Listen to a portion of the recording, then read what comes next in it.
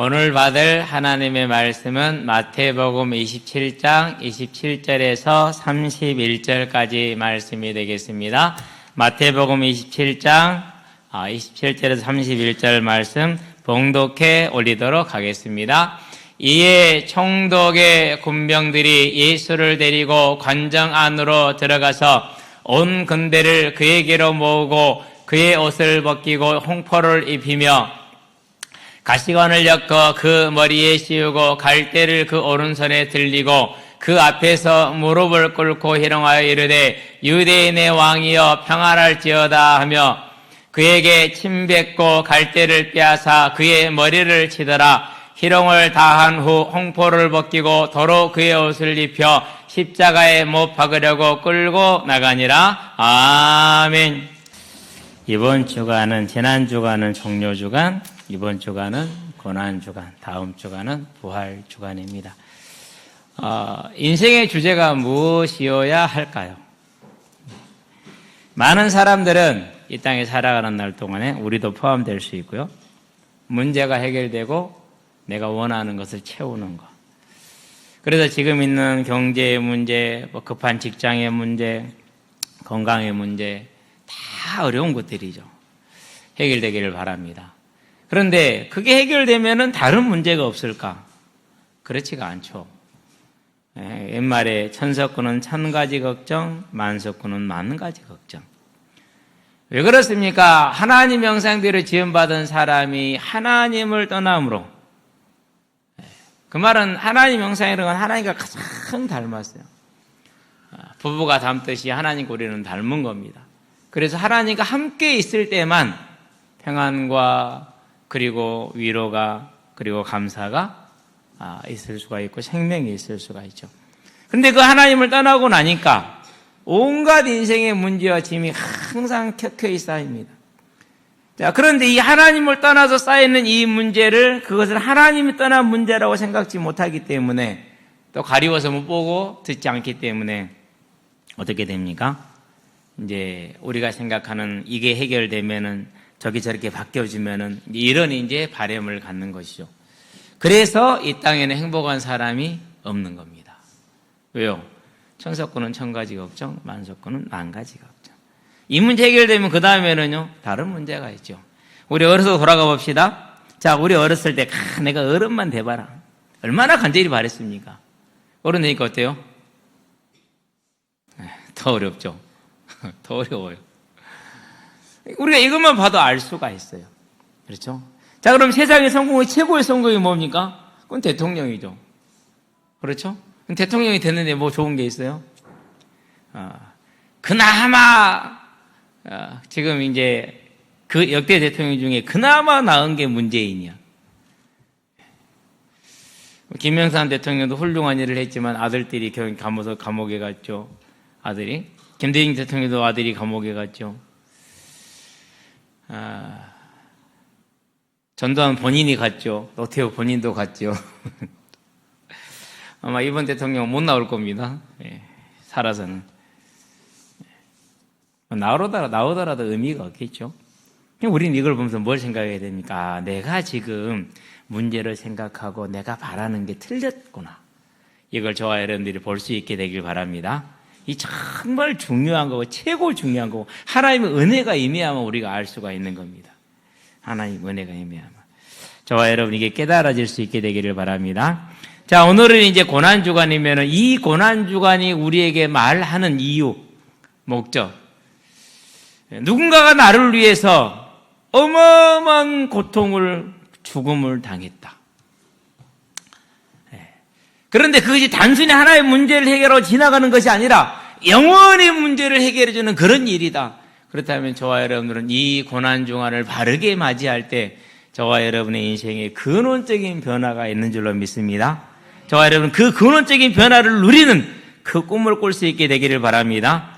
자, 성경에 보니까 이제 예수님이 누가복음에서 3장 23절에 한 30살쯤에 이제 사역을 시작했다, 공생애를 시작했다라고 나옵니다. 그런데 요한복음에 보니까 요한복음은 시간순으로 기록을 했잖아요. 6월절이 3번이 지나가요. 그래서 3년 동안 뭐 한 거죠? 이제 사역을 하신 거라고 우리가 생각을 하죠. 그럼 예수님이 십자가 지신 나이가 몇 살? 33살. 그때쯤 십자가를 지시는 겁니다. 자, 그러면은 이 지시기 전에 6월절을 맞이해서 예루살렘에 들어오죠. 뭘 타고 옵니까? 나귀를 타는데 어린 나귀를 타고 왔어요. 지극히 평범한 필부의 모습으로 들어오는 겁니다. 자, 계시록에 보니까 6장 2절에 무슨 말이 나올까? 흰말이 나오죠. 이 흰말은 뭘 상징한다고요? 당시 로마 시대에 개선 장군들이 언제나 로마로 들어올 때 뭘 타고 왔어요? 흰말을 탁 타고 위풍당당하게 들어왔어요. 그럼 유대주의적인 사고에서 메시아는 어떤 모습이냐? 그 흰말을 탄 위풍당당한 모습이에요.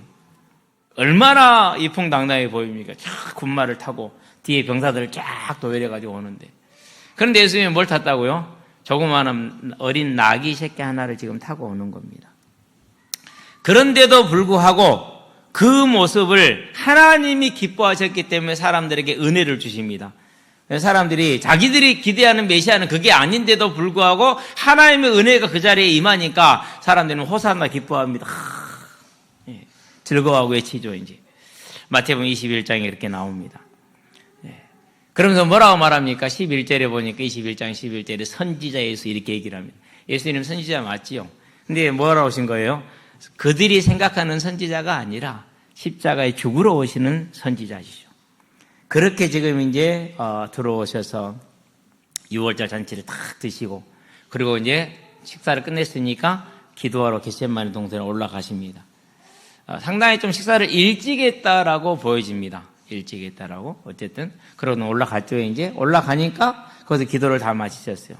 얼마나 힘들게 기도하십니까? 마치 땀방울이 핏방울처럼 뚝뚝뚝 떨어지는 그렇게 이제 흘렸어요. 이제. 그렇게 내가 고민하여 죽게 되었나이다 라고 고백할 정도로. 그러고 나서 이제 가룟 유다의 배반으로 잡혀서 끌려가죠. 그때부터 이제 고난의 시작이 되는 겁니다. 이 어마어마한 고난을 다 견딥니다. 그리고 십자가에 마침내 매달려 죽으십니다.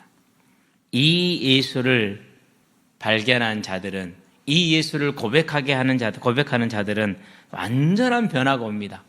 내가 이끌어내는 변화가 아니라 위로부터 임하는 변화가 오죠. 가장 대표적인 인물이 그 은혜를 받은 자가 그게 함께 십자가에 달린 강도입니다. 성경마다 좀 숫자가 좀 다르고 기술이 좀 다릅니다만은요. 누가 보면 이렇게 얘기합니다. 좌편 우편 했는데 한 강도는 예수를 조롱하고 한 강도는 예수를 시인합니다.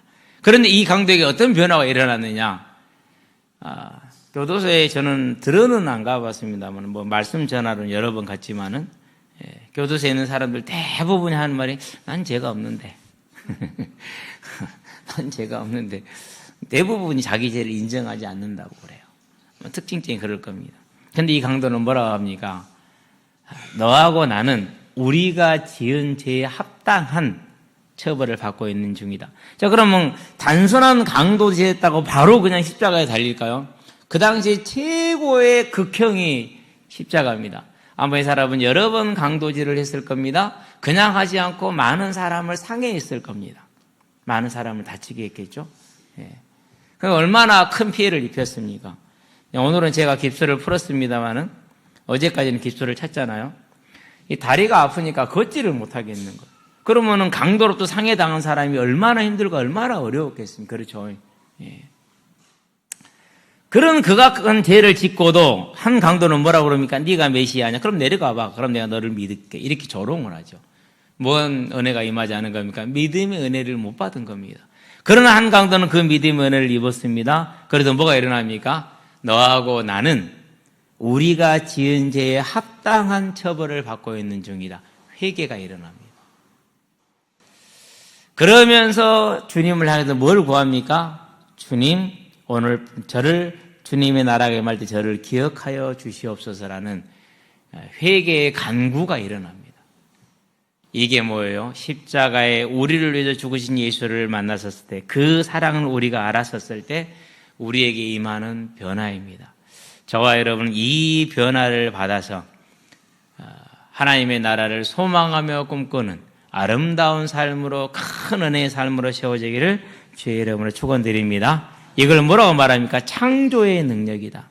저와 여러분들에게 이 재창조의 생명의 은혜가 있게 되길 바랍니다. 본론 들어갑니다. 고난과 은혜입니다.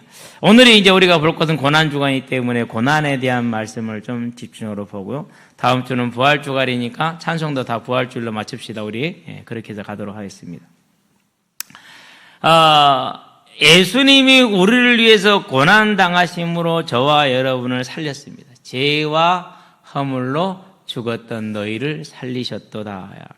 어떻게 살렸습니까? 너희가 각각 애기함으로 예수 그리스도를 믿어 죄 사함을 받고 받으라. 그리하면 성령을 선물로 받으리라. 죄 사함과 성령을 선물로 받는 것이죠. 자, 이렇게 변화되면 어떤 변화가 일어납니까? 이 강도와 같이 변화가 일어나는데, 이전에는 죄성을 따라서 내 유익을 위해서, 내 안위를 위해서 살았습니다. 그런데 그게 바뀝니다. 그래서 이제 뭐가 됩니까? 하나님의 나라를 위한, 그의 나라와 의를 위한 삶으로 바뀝니다. 죄와 싸우게 됩니다. 죄를 싫어하고 싸우게 돼요. 내가 좀 거짓말 하더라도 내게 유익이 되면은 했던 그런 삶을 이제는 그냥 진실되게 나감으로 손해를 보는, 이걸 죄와 싸운다, 그런 모습이다, 이렇게 표현을 하는 겁니다. 그러면서 어떻게 됩니까? 이제 하나님을 알게 되니까 하나님의 사랑을 알고 하나님을 사랑하게 됩니다. 따라서 그 하나님을 예배하는 것을 내 삶의 가장 즐거운 일로 삼습니다. 그런 이제 하나님의 변화가 우리에게 오죠. 이전에는 간절히 육신적인 소망을 바랍니다. 그래서 아이들에게 아기가 나자마자 영어도 들려주고 막 가르치고 공부시킵니다. 왜? 애가 좀 잘할까 봐서.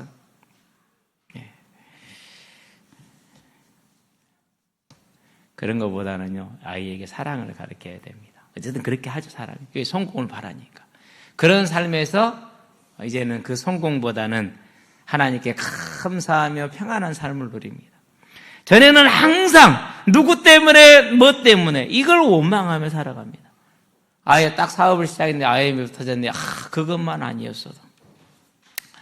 사랑한다고 생각하는 사람을 만났는데 제 왼수로 바뀝니다. 평생을 원망하며 살아갑니다. 싸우며 살아갑니다. 내가 그때 이렇게 할 걸 괜히 그랬네, 후회하며 살아갑니다. 그런데 하나님을 만나가라도 변화되는 시간 그렇지 않습니다. 그 모든 것들이 내가 죄악 속에서 내가 스스로 선택했던 것이구나라는 그러한 회개가 일어납니다. 그러면서 그때 그 어려움과 고난이 아니었더라면은 내가 하나님을 알지 못했겠구나. 그때 그 실패가 나를 하나님께로 이끌어오는, 그때 그 고통이 나를 하나님께로 인도하는 하나님의 따뜻한 생명의 손길이었구나라는 위로가 옵니다. 과거가 변화됩니다. 과거가. 그렇죠? 그러면 어떻게 됩니까? 이제 모든 일에 참된 감사가 일어나게 됩니다. 이런 변화가 오죠. 이걸 뭐라고 그럽니까? 회복이다 그럽니다. 그런 회복이요, 그리스도의 십자가의 그 고난의 대속을 아는 자들에게 임하는 하나님의 은혜입니다. 이전에는 세상 풍조를 따라서 누가 이렇게 하면 나도 그렇게 따라서 해야 하고, 누가 저렇게 나도 그렇게 따라서 해야 됩니다. 그러나 이제는 그렇게 살지 않습니다. 천국을 소망하고 부활을 소망하는 삶을 살기 때문에 전혀 다른 삶을 살아갑니다. 그래서 세상에서 조롱을 당합니다. 요즘 애들로 말하면 사이비, 사이코, 또라이 이런 소리를 들을 수 있죠. 이제 조금 고상하게 표현하면 예수쟁이 이런 표현을 들을 수가 있죠. 언제나 갈급합니다. 나한테 100억만 있으면 내가 큰 100억이 생겼어. 만족할까요? 아닙니다. 더 갈급해집니다. 왜요? 그만큼 뭘 맞았으니까, 소금물을 맞았으니까 더 갈급해지죠. 그러던 삶이 이제는 만족으로 그리고 평안으로 변화되어져 갑니다. 방향 없이 성공만을 바라던 막 뛰어다니던 그 삶이 다시 오실 주님을 바라보는 분명한 방향에 있는 삶으로 살아갑니다. 세상에 믿을 놈 없다라는 그런 생각을 하고 살던 삶이 이제는 언제나 함께 하시는 주님의 든든한 보호자가 되고 벽이 되는 그런 안전함을 느끼며 살아갑니다. 이런 변화가 옵니다. 그래서 어떻게 됩니까? 하나님의 이름이 거룩히 여김받는 걸 가장 힘쓰고 기뻐하고 즐거워하고, 그의 나라가 임하는 것을 위해서 살아가고, 그의 뜻이 하늘에서 이룬 것처럼 땅에서 이루어지기 위해서 살아가며, 그러면서 뭐합니까? 모든 염려와 근심에서 벗어나서 매일매일의 삶에 크든지 적든지 감사하고, 내 주변에 항상 사랑을 물들게 하고 사랑을 전파하는 그런 삶으로 세워지는 거죠. 이걸 뭐라고 그럽니까? 고린도후서 5장 15절에 보니까 나를 위한 삶에서 주를 위한 삶으로 변화되었다. 새 피조물이다. 그런 은혜가 오는 것입니다. 저와 여러분들에게 이 은혜가 오게 되길 바랍니다. 그 은혜가 오늘부터 누려지는 겁니다. 그래서 이 삶을, 이 은혜를, 이 복을 하나님께로부터 온 복이다라고 말합니다. 어디에 있었던 복입니까? 에덴에 있었던 복입니다. 타락하기 전에. 근데 타락으로 잃어버렸습니다. 어떻게 왜 타락했습니까? 이유는 한 가지입니다. 성공을 바라는 그 교만입니다. 지금 내 안에 성공을 바라는 게 있습니까? 목회자 같으면 큰 부흥을 바라겠죠. 그러죠? 예. 그럼 여러분 안에는 그런 동기가 무엇입니까? 잘 살펴보시게 되길 바랍니다. 그래서 언제나 우리는 주님이 말씀하신 대로 오늘 먹고 마시고 입을 것이 있은즉 족한 줄로 알라라고 말씀하십니다. 그럼 저와 여러분들 이 족함이 언제나 있게 되길 바랍니다. 그 족함이 우리를 하나님의 음성을 듣게 합니다. 오늘 천국을 안 살면 내일 또 천국이 없습니다. 오늘 천국을 살지 않으면 내일 우리에게 천억이 생겨도 더 악한 지옥으로 바뀌지 천국으로 바뀌지 않습니다. 오늘 어떤 상황이든지 간에 주님의 이 사랑으로 말미암아 새로운 피조물이 되어서 오늘 저와 여러분들은 이 천국을 누리게 되길 바랍니다. 그러지 못한 것이 아담을 타락하게 했고 교만하게 만들었습니다. 하나님을 대적하게 만들었습니다. 하나님을 떠나게 만들었습니다. 우리도 그러지 않을까요? 지금도 그럴 겁니다. 지금 만족하고 지금 감사하시게 되길 바랍니다. 지금 갈급하지 마시게 되길 바랍니다. 그 갈급함은 반드시 하나님을 떠나게 만들기 때문에 그렇습니다. 하나님은 이런 우리를 죄악에 빠져서 하나님을 거역하며 그 죄성을 따라 살아가는, 사단을 섬기며 살아가는 그 삶에서 우리를 건지기를 원했습니다. 그래서 아들을 내어주시겠다는 여자의 후손을 약속합니다. 우리는 부모들이 됐죠. 우리 청년들은 잘 모르겠지만은요. 오늘 도화가 딱 왔어요. 근데 놀라운 사실은 도화란 이름이 흔한 이름이 세 번째야. 놀랍지 않나요? 어저께 우리 지훈이가 이름 흔한 거 순서를 찾아보니까 도화가 세 번째나 돼. 우리는 안 그런 것 같은데 세상에 도화란 이름 많아요. 어제도 어떤 분이 와가지고 저 박준서예요. 박준서가 둘이거든요. 지금 중1짜리 박준서가 있고 걔는 지금 중3짜리 박준서예요. 중2짜리 박준서예요. 네가 준서였구나. 기억이 어렴풋이 나요. 하도 오랜만에 얼굴이 바뀌었어요. 네가 지금 그럼 5번째 준서야. 최준서, 이준서, 박준서 이래서 5번째 준서 제가 알고 있는 아이들. 저는 이름 이렇게 전화번호 기억할 때 이름만 기억하면 넣으면 안 돼요. 왜? 같은 이름이 쭈루룩 떠가지고 구별이 안 되거든요. 그래서 딱 해놔야 돼요. 이지훈도 둘이나 돼. 그러니까 언제 누구 어디 사는 놈 이렇게 떠나야 돼. 그래야 호반사는 지금 이게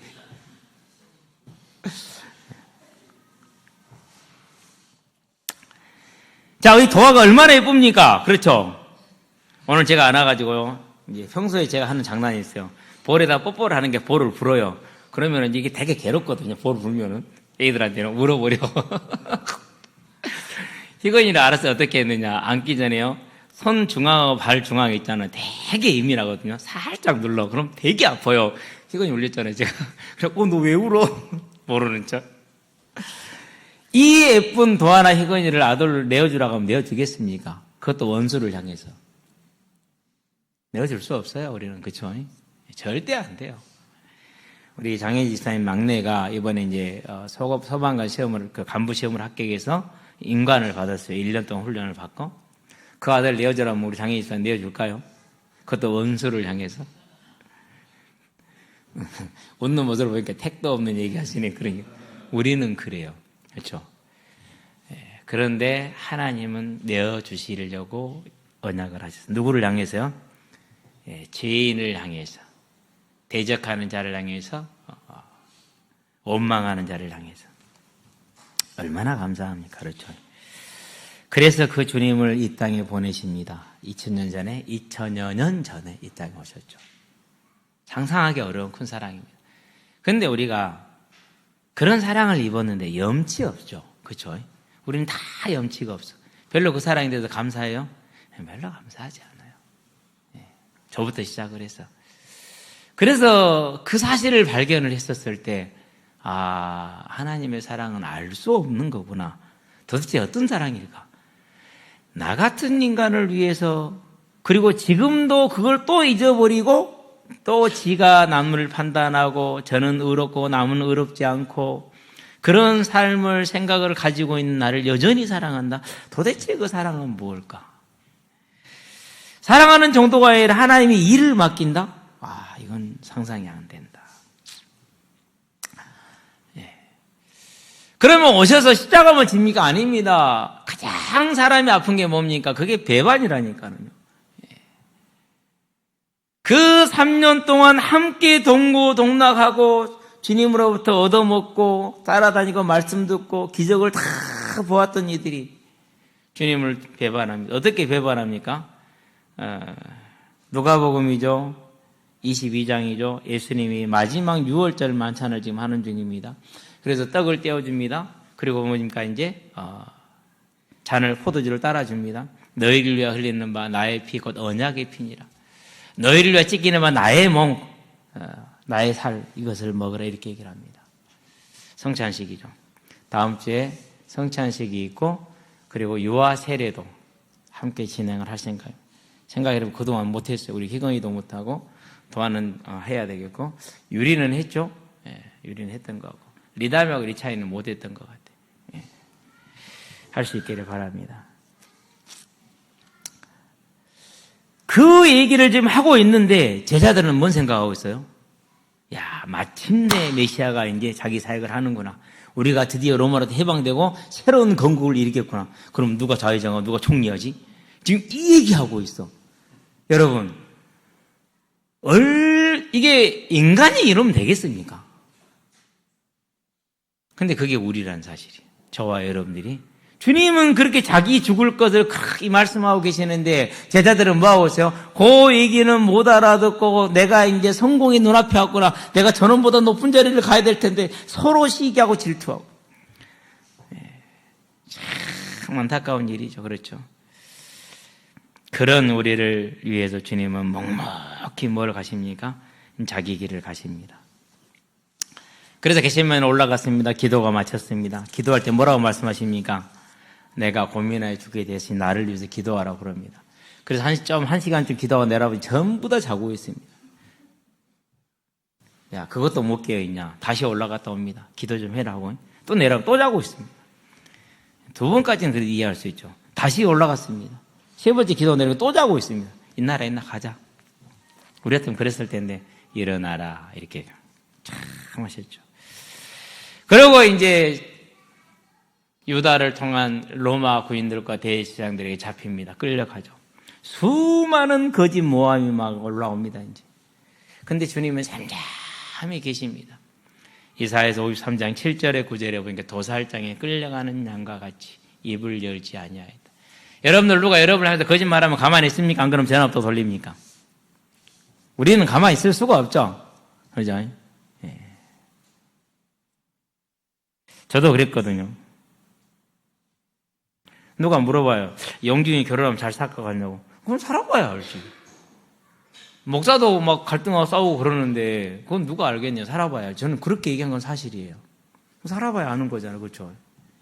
그러는데요. 어떻게 소문이 났냐면요. 둘이 못 살고 헤어질 거래. 내가 그렇게 얘기를 했대요. 우울하더라고요. 내가 찾아가서 확인을 해볼까? 한번 추적 한번 해볼까? 그런 생각이 진짜 들었다니까요.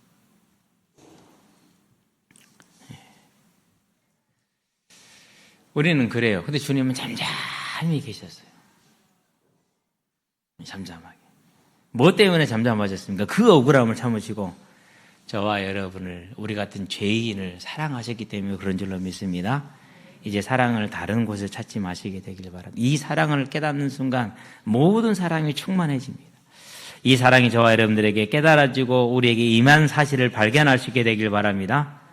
자, 그러게 계시니까 이제 치면서 조롱함을 멸시하는데 제자들이 물어보죠. 네가 우리에게 진짜 말해라. 하나님의 아들 그리스도냐? 그렇게 얘기를 하니까 너희가 말하였다 그럽니다. 그 말은 내가 하나님의 아들 그리스도 이렇게 말을 한 거죠. 마태복음 26장 69절에 62절부터인가요? 그러니까 제자들이 뭐라고 그러니까 우리가 참나무도다 우리가 듣지 못할 말 자기가 하나님이라는 소리를 들었도다. 이를 어찌하면 되겠냐? 사형입니다. 그래서 죽이로 내가 가죠 이제. 이런 이제 오해를 받고 하나님이 맞는데도 불구하고 십자가를 당하러 갔는데 그때부터 이제 침뱉고 조롱하고 오늘 읽어본 것입니다. 어떻게 하고 있습니까? 마태복음 27장 27절에 보니까 자, 이에 총독의 군병들이 예수를 데리고 관정 안으로 들어가서 온 군대를 그에게로 모읍니다. 그리고 옷을 벗깁니다. 여러분 강제로 옷을 벗겨질 때 참 수치스럽습니다. 그렇죠? 예, 얼마나 수치스러운지 몰라요. 우리 상민이가 오늘 안 왔습니다. 상민이 동생이 운동을 잘하는데 달리기인가 뭔가 그걸 안 했어요. 수영인가 수영을 좋아하고 잘 물개처럼 잘하는데 왜 안 했냐? 옷을 벗어야 돼서 부끄러워서 안 했대요. 사람들이 자기 옷 벗으면 보죠. 수영은 팬티만 입고 하잖아요. 그게 싫어서 안 했더라. 그래서 저는 이해가 됐어요. 그런데 남이 강제로 벗긴다. 작은 일이 아니죠. 그럼 뭐합니까? 이제 흉포를 입힙니다. 죄인들이 있는 제수복을 입히죠. 가시관을 그 안에 얽혔습니다. 얼마나 아프겠습니까? 예. 체험하고 싶은 분들은 말씀하시면 제가 위에 가시 많으니까 가져다가 살짝 찔러주겠습니다. 그러면 난리가 날 겁니다. 예. 얼마 전에 석주에 우리 고기 구운 날 누구 손에 가시가 박혔어요. 쬐끔 박혔거든요. 그거 뺀다고 한 5-6명이 붙어갖고 한 가시 30분을 결국 우리 언야에게 빼긴 했는데요. 그거 박혔다고 아프다고 아야 하면서 그냥 아야 하면서 온 사람들의 신경을 다 끌어갔어. 강의였냐? 강의였지. 그런데 이 머리에 그 철가시관처럼 단단한 가시관이 박혔어요. 얼마나 아프겠습니까? 자, 뭐합니까? 갈대를 손에 쥐어줍니다. 그리고 무릎을 꿇고 희롱합니다. 유대인은 왕이여 평안할지어다며 그에게 침을 뱉습니다. 갈대를 빼서 그 머리를 때립니다. 유대인의 왕이여 평안할지어다 새끼야 하면서.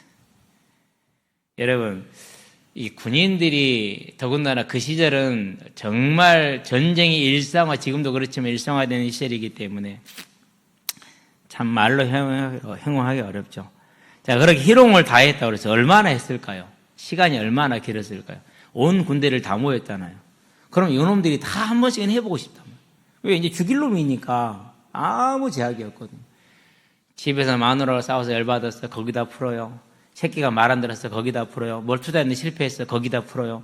그 온 군대가 그 짓거리를 다 하니 이게 날이 새지요. 안 셀 수가 없어요. 날 세본 거예요, 이게. 그래서 날이 새니까 그만둔 거예요. 다 해서 끝내고 만족해서 그만둔 게 아니라 그런 고난을 누구를 위해서 당했다고요? 졸지 말고 우리 고백합시다. 나를 위하여. 저와 여러분, 이 하나님의 사랑이 우리 안에 가만히 앉아 충만하게 되기를 바랍니다. 우리는 이 사랑을 입은 존재들입니다. 그 사랑을 절대 잊지 마시게 되길 바랍니다. 그럼 이걸로 끝입니까? 아닙니다. 채찍에 맞습니다. 40에 하나 가면 39대를 맞아야 됩니다. 그 채찍은 중간중간에 이렇게 구슬 같은 게 달려있기 때문에 그게 감겼다가 당기는 순간 살을 찢습니다. 파고 들어가서. 그러니 온 몸이 다 찢어지고 머리에서부터 시작해서 상한 곳이 없죠. 그 상한 몸에 밤새도록 괴롭힘 당한 그 몸에 뭘 지웠습니까? 이제 십자가 가로목 이렇게 다 탔는 거. 이제 이 가로목을 이제 지운 겁니다. 그리고 골고다를 향해서 가면 한 700m 된다 합니다. 관정에서 골고다 언덕까지는. 그 길을 못 갔어요. 너무 힘들어서. 그래서 이제 시몬에게 누굽니까? 이제 그 사람이 맡기게 됩니다. 그렇게 해서 끌러 올라가니까 이제 양 손목에 뭐가 박힙니까? 대못이 박힙니다. 대못이. 아마 직경 1cm는 될 거라고 확신을 합니다. 양 발에 뭐가 박힙니까? 역시 대못이 박힙니다. 가죽이 뚫리고 뼈가 뚫리겠죠. 참아야 됩니다. 뭐 때문에 참습니까? 저와 여러분들을 죄와 사망에서 건져내야 되기 때문에. 그 갈급한 삶에서, 그 원망에 찬 삶에서, 언제나 낙심한 삶에서, 희망 없는 삶에서 건져내야 되기 때문에, 기쁨 없는 삶에서 건져내야 되기 때문에 그 고통을 다 참는 겁니다. 그리고 드디어 십자가가 세워집니다. 그 철렁할 때 얼마나 아프겠습니까? 아킬레스건이 살짝 떨어졌는데 걷지를 못하겠더라고요. 이제 한 이틀 약 먹으니까 이제 걷는 데는 크게 지장이 없어요. 그 고통도 힘든데 병원에 가서 이게 촬영하고 뭐 찍는다고 있잖아요. 초음파 찍는다고. 꾹 누르니까 징그럽게 아프더라고요. 말은 못하겠고 이 깜짝 못하니까. 의사가 눌러봐요. 아파요? 아파요. 여기는 괜찮아요. 여기는요? 아파요. 아파요? 아파요? 아파요? 나는 아파요. 아파요. 코 조금 아킬레스는 좀 끊어졌는데 뼈가 살짝 자라난 그 뼈가 약게 자라는 거기에 달린 아킬레스건이 끊어진 거예요. 이제. 그런데 얼마나 크게 이렇게 덩 하고 내려올 때 아팠겠습니까? 그러고 몇 시간을 기다려야 된다고요? 죽을 때까지. 희망이 있어요, 없어요? 죽어야 내려오는데. 왜 그 고통을 당하신다고요? 저와 여러분을 사랑하셨기 때문에. 이제 우리는 이 사랑을 생각할 수 있는 저와 여러분의 삶이 되기를 바랍니다. 얼마나 큰 사랑입니까? 최고의 사랑을 받은 겁니다. 그 사랑을 우리가 알게 될 때 저와 여러분에게는요, 감사가 생깁니다. 지난 날들의 실패, 지금 안고 있는 문제, 그 나를 사랑하신 주님이 왜 이 문제를 주셨을까? 라는 질문입니다. 반드시 나에게 뭐 하기 때문에 주셨습니까? 유익하기 때문에 주신 겁니다. 그러면 우리는 뭐 할 수 있습니까? 어떤 문제가 되었든지 간에 그분이 만물을 주관하고 계시다면 이 문제 또한 반드시 나에게 선하고 기쁘시고 온전하신 뜻이 있다라는 감사가 저와 여러분에 있게 되길 바랍니다. 이게 주님의 고난을 온전히 우리가 아름답게 받는 길입니다. 그 감사와 함께 위로가 있게 되길 바랍니다. 이전에 힘들었던 날들, 눈물 흘렸던 그 모든 날들에 그 모든 것들이 하나님께서 나를 위해서 허락하신 것들이라면 분명히 선하시며 기뻐하시며 온전한 뜻이 있을 것이다. 그 뜻을 알게 될 겁니다. 저는 알겠더라고요. 만약에 이 실패가 나에게 없었다면 나는 또 헤매며 갈등하며 교만한 삶을 통해서 고통받고 살면서도 하나님을 부인하고 교회를 멸시하는 삶을 살았을 텐데, 하나님이 이 실패를 주심으로 내 마음, 이 교만한 마음을 낮춰주시고 그리고 하나님을 볼 수 있는 그 은혜를 내게 허락하셨구나. 하나님, 이 실패는 내 생명을 위한 하나님의 은혜였음을 감사를 드립니다라는. 지금도요 생각해요. 만약에 그때 그 실패가 없었으면 아찔해요. 오히려 지금은 거꾸로 바뀌었어요. 이제 우리는 이 감사와 이 위로가 저와 여러분에게 충만하게 함으로 주님께서 보좌에서 우리를 보실 때, 우리 안에서 우리와 함께 하실 때 기뻐하며 즐거워하는 그런 하나님과 하나 되는 저와 여러분의 오늘이 있게 하시게 되길 바랍니다. 이걸 누구의 변화라고 그럽니까? 강도의 변화, 핍박자 바울의 변화가 이런 변화였습니다. 죄와 허물로 죽었던 너희를 살리셨도다. 저와 여러분은 복중에 짓기 전부터 에레미야 1장 5절을 보니까 내가 너를 복중에 짓기 전에 알았고 태에서 나기 전에 구별하였다고 말합니다. 그 하나님이 저와 여러분 한 사람 한 사람을 향해서 모든 일을 행해 오시는 겁니다. 우리는 이 하나님의 사랑을 그 고난을 통해서 받은 것을 알고 하나님 앞에 이제는 감사로 또는 위로로 소망으로 하나님께 은혜를 돌려드리기를 바랍니다. 결론입니다. 꿈쟁이입니다. 꿈을 꿉시다. 무슨 꿈을 꿉니까? 십자가에 달려 죽어가는 강도가 꾸었던 그 꿈, 그가 주여 나를 기억하여 주시옵소서 하나님의 나라가 주의 나라가 임할 때 그 하나님의 나라를 바라보는 그 꿈, 핍박자 바울이 하나님을 만났을 때, 주님을 만났을 때 완전히 변화됨으로 하나님 앞에서 자신을 온전히 드림으로 위로가 있고 감사가 있고 사랑이 있고 찬양이 있고 소망이 있고 능력이 있는 그 삶을 살았던 그 꿈을 이제는 저와 여러분을 꿀 수 있게 되길 바랍니다. 수고하고 무거운 짐진 자들아 다 내게로 내가 너희를 쉬게 하리라. 이제까지 내가 지고 있던 모든 인생의 짐, 경제, 건강, 자녀, 배우자, 세상, 내 마음의 문제, 이 모든 짐들을 내가 지지 마시고 하나님께 내려놓으시게 되기를 바랍니다. 그게 주님의 고난을 우리가 바르게 받아들이는 길입니다. 요한복음 14장입니다. 27절입니다. 내가 너에게 평안을 주노니 그랬습니다. 나를 평안하지 못하게 하는 것이 무엇인지를 보게 되길 바랍니다. 그래서 저도 그래요. 하나님, 이 문제 때문에 내 마음이 콩당콩당해요. 내 마음에 화가 나요. 여러분도 다 보시겠지만 계엄이 선포된 날 그 밤에 두려움이 팍 왔어요. 암담하며 오고. 왜요? 80년대를 조금은 경험을 했잖아요. 또 그 시대로 돌아가야 되는가? 이거 못 막으면 진짜 큰일인데. 다행히 그날 막았어요.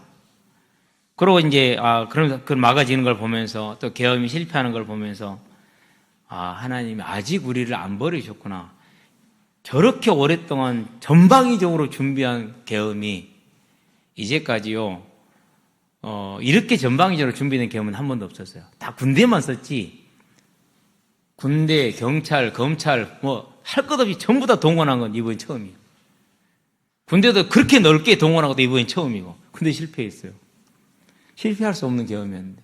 하나님이 우리를 버리지는 않으셨구나. 감사하더라고요. 그러면서 더 회개가 되더라고요. 그럼 또 한편으로 마음의 시간이 끌어지니까 또 살짝 불안함이 올라요. 그때 하나님께 얘기했어요. 하나님, 이 세상의 주관자가 하나님이시고 이 모든 일의 주관자가 하나님이시고 이전 일을 보더라도 분명히 하나님이 주관하고 계신데 내 마음에서는 또 하나님이 안 믿어지고 불안함이 올라와요. 고백하는 것이죠. 하나님께 구하는 것이죠. 그러고 4월 4일 딱 새벽 선포가 됐는데 친구 선고가 수요일 아침에 공차하는데 어떤 분이 그래요. 사사잖아요. 죽었어요 이제. 그래서 우리는 그런 건 안 믿지만 한편으로 웃었어요. 우리 분명히 개인의 여러 가지 고민들이 있고 불안들이 있고 염려가 있을 것입니다. 그동안 하나님을 내가 바라고 믿었는데 안 되기 때문에 더 절망스러운 것들이 있을 겁니다. 이제는 기준을 조금 바꿔봅시다. 나를 위해 이 고난을 참으신 그 주님과 하나님을, 그 사랑과 은혜를 바라보고 그 은혜를 가지고 이 문제를 보게 되기를 바랍니다. 그때 하나님 말씀하십니다. 내가 너를 사랑한다라는 걸 보게 될 겁니다. 그 문제가 그렇습니다. 그 어려운 일이 그렇습니다. 그래서 저와 여러분 이 시간에 뭐 하면 됩니까? 하나님께 참으로 감사하는 그런 감사와 위로가 있게 되기를 바랍니다. 그 감사와 위로는 소망으로, 사랑으로, 찬양으로 변화될 겁니다. 그것은 저와 여러분의 능력이 될 것입니다. 이 능력에 견고히 서서 이제 이 땅에 사는 날 동안에 하나님의 나라를 이루는 그 일에 내 인생이 쓰임받는 그 아름다운 꿈을, 분명한 꿈을, 내 마음에 소망이 넘쳐나므로 내 얼굴에는 언제나 웃음이 있고 기쁨이 있고 사랑이 넘치는 그 꿈을 저와 여러분은 꾸게 되길 바랍니다.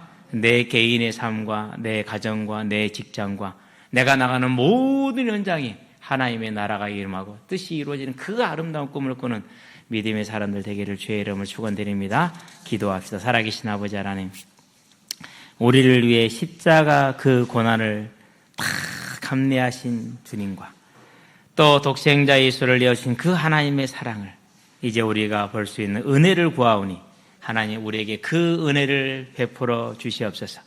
하나님께서 우리에게 그 은혜를 주심으로 우리의 삶을 돌아볼 때 위로가 있게 하시며 감사가 있게 하시며 찬양이 있게 하시고 사랑이 넘치게 하시며 소망이 넘치게 하심으로 이 큰 능력에 서서 우리의 삶이 이제 하나님의 나라를 이루어가고 하나님의 뜻을 이루어가는 그 삶으로 세워지는 아름다운 꿈을 꿔줄 수 있도록 주님 역사하시고 인도해 주시기를 그리스도 예수의 이름으로 감사하며 기도합니다. 아멘.